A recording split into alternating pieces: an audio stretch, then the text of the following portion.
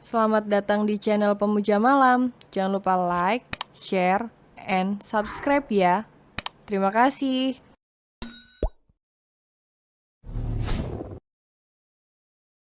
Chapter 82. Seperti seorang psikopat.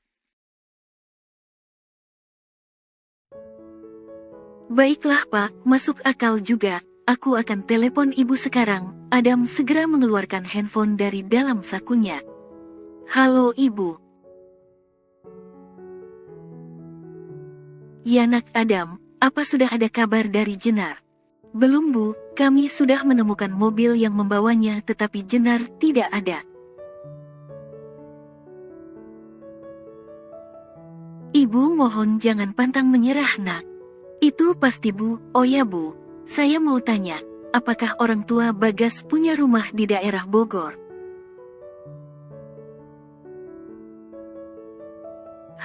Kalau Bogor sepertinya tidak ada nak, tapi kalau Cianjur mungkin ada karena ibunya Bagas berasal dari sana. Ibu tahu Cianjurnya di daerah mana? Sebentar ibu ingat dulu nak, waktu kecil Jenar pernah diajak ke sana, ada bunga sakura. Sejak saat itu Jenar suka dengan bunga sakura. Baiklah bu, akan saya menelusuri kota Cianjur yang daerahnya memiliki bunga sakura. Ya nak Adam, hati-hati. Terima kasih bu, Adam segera mengakhiri panggilannya. Shaun, panggil Adam. Ya pak, segera suruh anak buahmu menelusuri semua daerah di kota Cianjur yang terdapat pohon sakuranya. Hanya tempat itu yang paling dekat dengan daerah ini. Baik pak. Shaun segera pergi memerintahkan beberapa anak buahnya untuk melakukan penyelidikan di sana. Maaf Pak Adam dan Tuan Akihiko, bagaimana kalau kita istirahat malam ini di Bogor, besok pagi baru kita lanjutkan perjalanan menuju Cianjur sambil menunggu laporan dari anak buah saya. Baiklah, sepertinya Papa juga sudah kelelahan.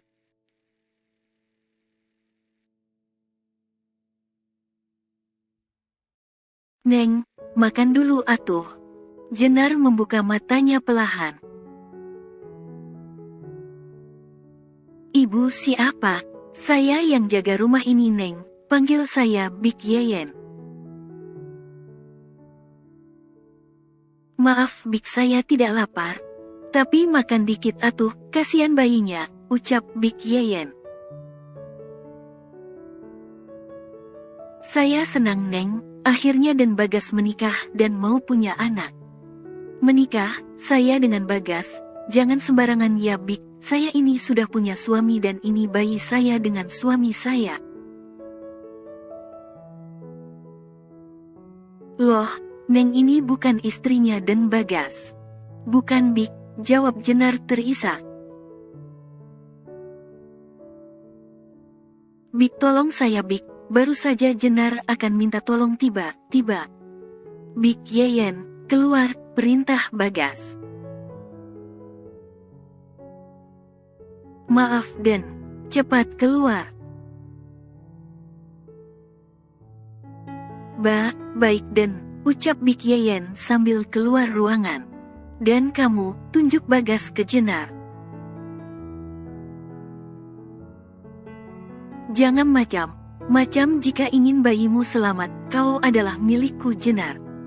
Jika sampai kau membangkang dan tetap ingin pergi, aku tidak segan akan menghukummu, mengerti?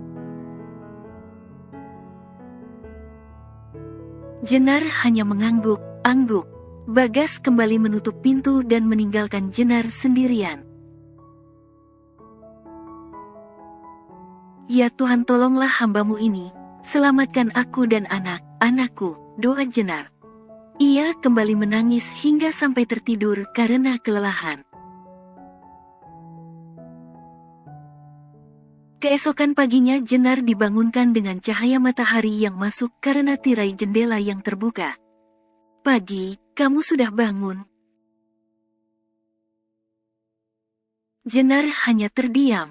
Bik, masuk, perintah Bagas. Masuklah Bik Yeyen yang membawakan nampan berisi makanan dan beberapa pakaian. Dia tampak menunduk ketakutan. Ini dan, ucap Bik Yeyen sambil menyerahkan nampan itu ke Bagas. Ini ada baju ganti dan juga bubur ayam. Setelah selesai mandi, makanlah, perintah Bagas. Bik Yeyen akan membantumu, tapi ingat jangan macam, aku akan tunggu di luar. Begitu Bagas keluar, Jenar menghampiri Bik Yeyen. Bik, tolong saya. Maaf Neng, saya tidak bisa membantu. Kenapa Bik? Keselamatan anak saya jadi taruhannya Neng. Ya Tuhan, aku tidak menyangka Mas Bagas yang dulu ku kenal sebagai pribadi yang baik, sekarang seperti seorang psikopat. Sudahlah Neng, sabar ya, mari saya bantu mandi. Terima kasih Bik. Mereka berdua segera menuju ke kamar mandi. Setelah itu Jenar makan bubur pemberian Bagas. Hal itu dia lakukan demi baby twin. Neng, saya permisi dulu, pamit Bik Yeyen sambil membawa mangkuk kosong.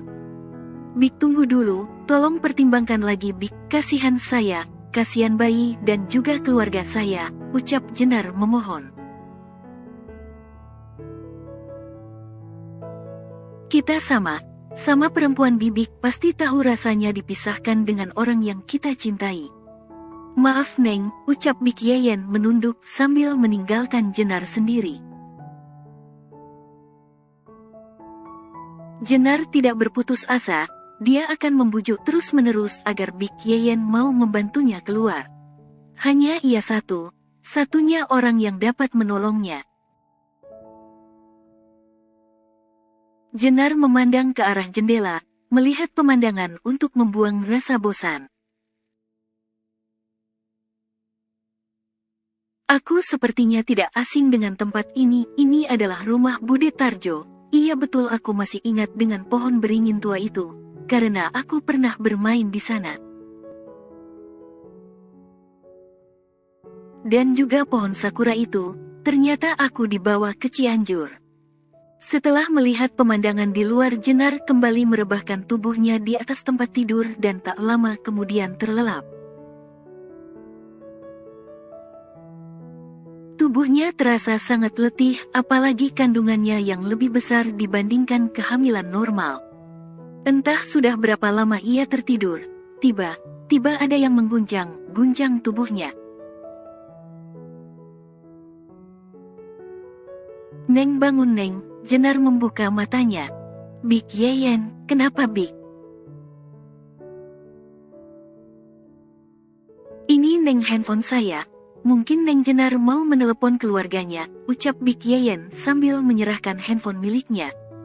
Cepat sedikit Neng, mumpung dan Bagas sedang keluar. Terima kasih atas kebaikan Bibik, ucap Jenar. Ia segera menelepon suaminya. Yang pertama sulit karena tidak ada sinyal, mengingat ini adalah daerah yang terpencil. Jenar terus berusaha ada nada sambung tetapi tidak diangkat.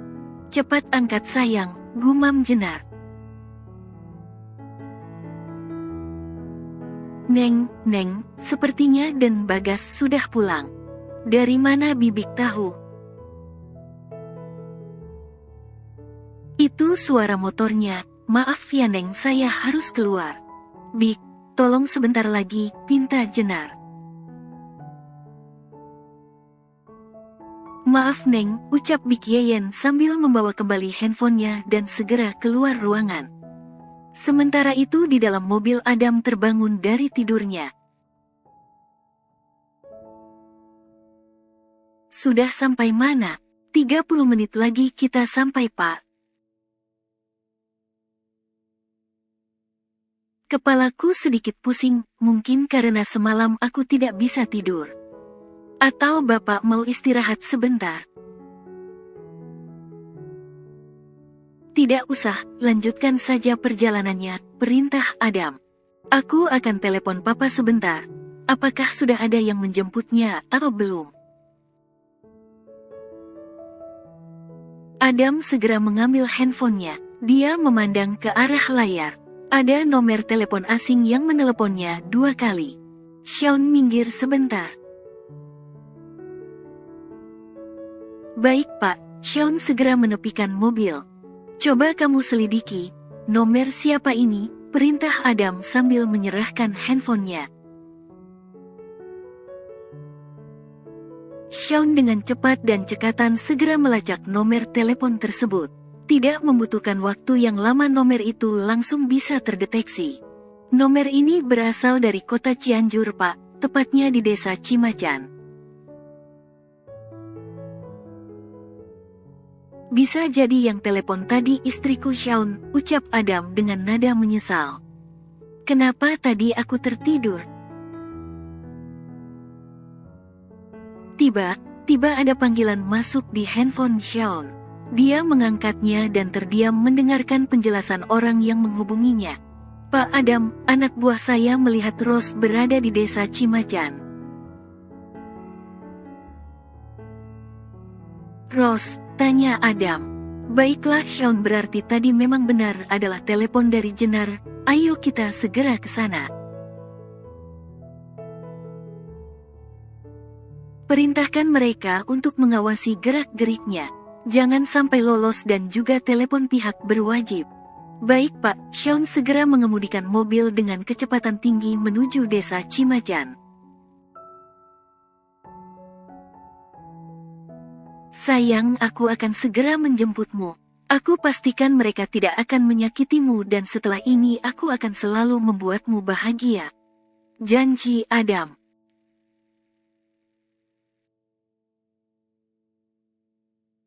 Bagas tampak duduk termenung di kursi teras sambil menikmati secangkir kopi.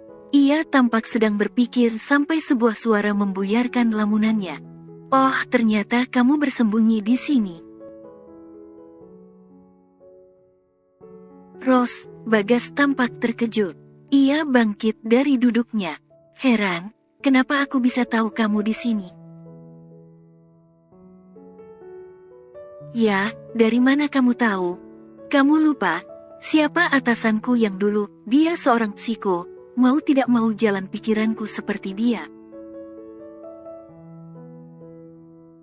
Jadi tidak sulit menemukan persembunyianmu, dasar pengkhianat. Rose sayang, aku tidak mengkhianatimu, ucap Bagas berusaha meyakinkan Rose. Dia mendekati dan memeluk lembut tubuh Rose. Semua itu dia lakukan agar Rose tidak curiga bahwa ia telah menculik Jenar. Jangan pernah kau mengkhianatiku, jangan pernah meninggalkanku, aku bisa lebih gila dari Jessica, kau tahu itu. Iya sayang, ucap Bagas sambil mencium kening Rose. Ayo masuk, istirahatlah dulu, kau pasti capek. Aku tidak capek, aku hanya rindu padamu, jawab Rose sambil mencium bibir Bagas. Mereka kemudian masuk ke dalam kamar sambil terus berciuman, yang tanpa disadari ada sepasang mata yang memperhatikan kegiatan mereka. Aku tidak menyangka dan Bagas menjadi seperti itu. Aku harus memberitahu Neng Jenar, gumam Big Yeyen. Ia segera melangkah pelan menuju ruangan di mana Jenar disekap. Segera ia membuka pintu. Big Yeyen, ucap Jenar. Shoot, Big Yeyen menaruh telunjuknya di atas bibir sebagai isyarat agar Jenar tidak keras dalam berbicara. Pelan Neng, dan Bagas ada tamu. Ada tamu Big, siapa, pria atau wanita?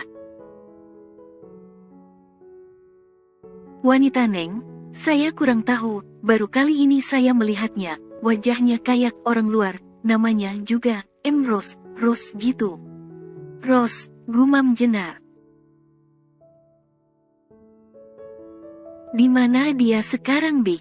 Ada di kamar bersama Den Bagas.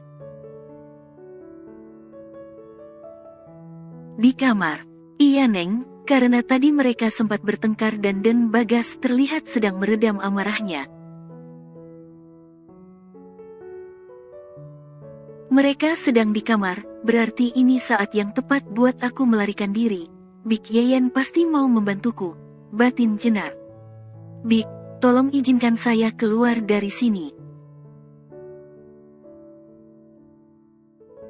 Tapi Neng, saya takut kalau ketahuan.